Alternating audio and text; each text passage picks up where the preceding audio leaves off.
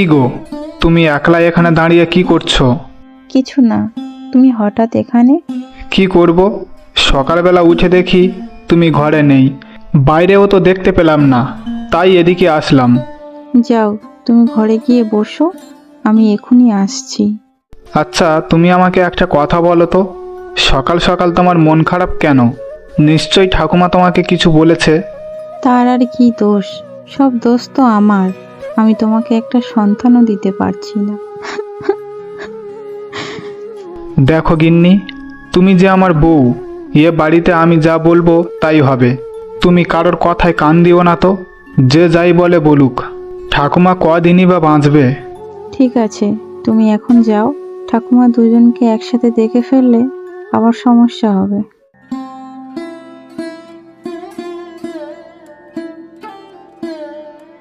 রিয়াকে তো কোথাও দেখতে পাচ্ছি না, কোথায় গিয়েছে সে? কোথায় আর যাবে? দেখ, পুকুর পাড়ে গিয়ে গল্প করছে কিনা। ঠাম্মা, তুমি একটু থামবে? ওর নামে এসব কথা বলতে তোমার একটুও খারাপ লাগে না? বউয়ের প্রতি দরদ একেবারে উতলে পড়ছে মনে হচ্ছে। এতই যখন দরদ, ওকে বল না একটা সন্তান দিতে। সে মুরত তো নেই। দেখো ঠাম্মা, এসব পরে দেখা যাবে। তুমি রিয়ার নামে আর কোনো বাজে কথা বলবে না। এত বড় বাড়িতে একটাও বাচ্চা কাচ্চা নেই। তোর এই সম্পত্তি কে ভোগ করবে? কেউ ভোগ করতে না পারলে গ্রামের মানুষের মাঝে বিলিয়ে দেব, তাতে সমস্যা কোথায়? এই তো হয়েছিস বাবার মতো দানবী। সব বিলিয়ে দিয়ে শেষে নিজে ভিক্ষে করে খাবি। এই বাড়ির সামনে থেকে যতদূর পর্যন্ত দেখা যায় সব জমি জায়গা আমাদেরই ছিল। তোর বাবা সবাইকে দান করে দিয়েছে। দেখো ঠাম্মা, তুমি কি মরবার পরে সঙ্গে করে কিছু নিয়ে যেতে পারবে? যদি নিয়ে যেতে না পারো, তাহলে এত সম্পত্তি নিয়ে কি করবে শুনি? এই জন্যই তো বলছি, একটা বাচ্চা কাচ্চার দরকার এইসব ভোগ করার জন্য। আমি বলি কি দাদু ভাই, তুই আরেকটা বিয়ে কর। না ঠাম্মা, আমার দ্বারা আর বিয়ে করা সম্ভব নয়। রিয়া আমার প্রথম আর শেষ ভালোবাসা।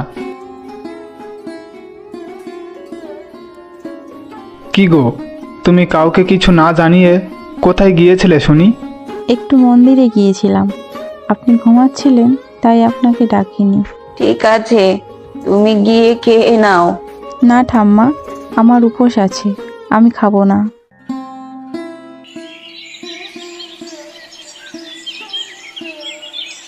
আরে রামু কাকা যে, তা কি খবর তোমার? হঠাৎ করে আমার কাছে আসতে হলো যে? কি করব বাবা, না এসে যে আর পারলাম না। হ্যাঁ কাকা, বলো কি বলবে। শরীরটা খুব একটা ভালো না, না জানি কবে চলে যাব, সে খবরও হয়তো পাবে না। কিন্তু তোমার কাছে আমি একটা অনুরোধ নিয়ে এসেছি বাবা। হ্যাঁ কাকা বলো, তুমি যা বলবে আমি তাই করব। বাবা, আমার একটাই মাত্র মেয়ে পূজা, আমি ছাড়া ওর যে এই দুনিয়াতে কেউ নেই, তাই তুমি একটু ওকে দেখে রেখো বাবা। তুমি কোনো চিন্তা করো না কাকা, আমি পূজাকে দেখে শুনেই রাখবো। এবারে আমি মরেও শান্তি পাবো।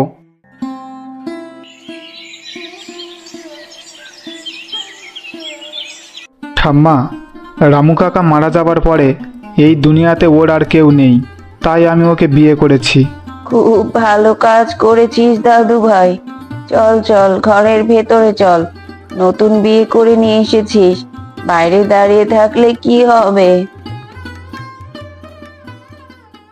শোনো নতুন বউ, তুমি হলে এই বাড়ির গিন্নি। যত পারবে বড় বউকে এড়িয়ে চলবে। আসলে বড় বউ কিন্তু ভালো না। কেন ঠাম্মা? দিদি কি খুব খারাপ মানুষ? সে কথা আমি আর কি করে বলবো। মানুষকে দেখলে সবকিছু বোঝা যায়। তুইও দেখতে দেখতে বুঝতে পারবি।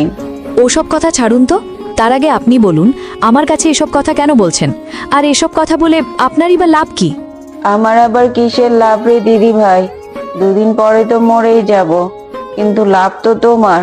তুমি যদি আমাদের বংশে একটা প্রদীপ জ্বালাতে পারো, তাহলে এই সম্পত্তি সব তোমার। তাহলে তো খুব ভালো হয়। এবারে তুমি দেখে যাও ঠাম্মা আমার খেল। কি গো, তুমি এত চুপচাপ কেন? কিছু বলছো না যে? আমি যা বলবো সেটা শুনলে হয়তো তোমার ভালো লাগবে না। আরে না না, কোনো সমস্যা নেই, তুমি যা বলতে চাও বলো। আমি আর তোমার বড় বউ একসাথে একই বাড়িতে থাকতে পারবো না। শুনেছি বন্ধ্যা নারীদের সাথে থাকবে নাকি অনেক সমস্যা হয়। আরে কি যে বলো তুমি, ওসব কিছুই হবে না, শুয়ে পড়ো তো। আমি আর এক মুহূর্ত এক ঘরে থাকতে পারবো না। কালই আমাকে নতুন ঘর করে দেবে, তা না হলে আমি এই বাড়ি ছেড়ে চলে যাব। কোথায় যাবে তুমি শুনি? যেদিকে দুচোখ যায় সেদিকে চলে যাব, তবুও এই বাড়িতে থাকবো না।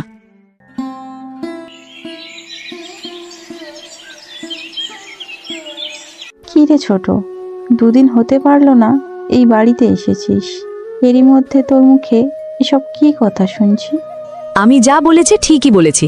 এখন থেকে ওই ঘরে তুমি থাকবে আর এই ঘরে আমরা থাকব। আমি এ বাড়ির বড় বউ, তোর কথায় আমি কিছুই করতে পারবো না। যদি করতে হয় তাহলে আমি আমার স্বামীর কথা মতো করব। ঠিক আছে, তবে তাই হবে। দেখা যাক তোমার স্বামী তোমাকে কি বলে। সকাল হতে না হতে এসব কি হচ্ছে শুনি? কি আর হবে, তুমি তোমার বড় বউকে বলে দাও সে যেন কাল থেকে ওই পাশের ঘরে থাকে। আমাদের জন্যও রান্নাবান্না করতে হবে না। ওগো, এসব কি বলছে ও? আর তুমি কিছু বলছো না কেন? শোনো বড় গিন্নি, তুমি ওই পাশের ঘরেই থাকবে। বুঝতে পারছো তো, নতুন বিয়ে করেছি। একটা সন্তান দেবার মুরদ নেই, আবার কত ঢং।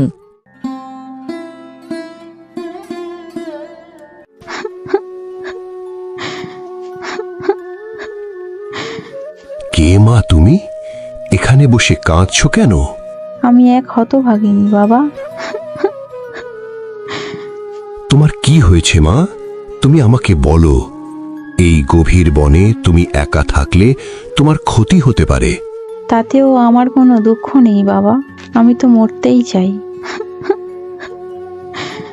তুই তোর কষ্ট আমাকে বল মা, আমি আমার সাধ্যমতো চেষ্টা করব।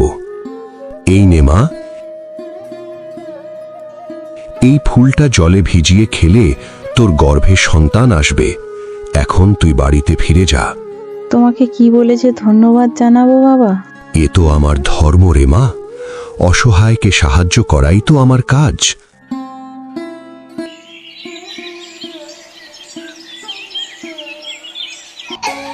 ও বড় বৌমা, তোমার ছেলেকে একটু আমার কোলে দাও না।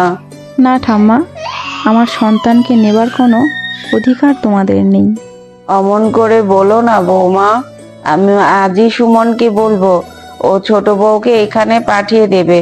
তুমি তোমার ছেলেকে নিয়ে ওই ঘরে চলো। না ঠাম্মা, আমি একবার ওই ঘর থেকে এখানে এসেছি যখন, আর কোনোদিনই ওই ঘরে ফিরে যেতে পারবো না। এখন এই ঘরেই আমার সংসার, আমার সব কিছু। আমি আমার ছেলেকে নিয়ে এই ঘরেই থাকবো। আমি একটা মেয়ে হয়ে আর একটা মেয়ের সর্বনাশ কিছুতেই করতে পারবো না। আমাকে তুমি ক্ষমা করে দাও দিদি, আমি এই বুড়ির কথা মতো তোমার সাথে অনেক অন্যায় করেছি। আমাকে তুমি ক্ষমা করে দাও। তোর কি দোষ বল? দোষ তো আমাদের কপালে। তা না হলে কি আমাদের সাথে এমনটা হতো? যা হয়ে গেছে সব ভুলে আমরা কি এখন থেকে একসাথে থাকতে পারি না দিদি? কি কি বললি তুই আমাকে? দিদি বলে ডাকলি তুই আমাকে?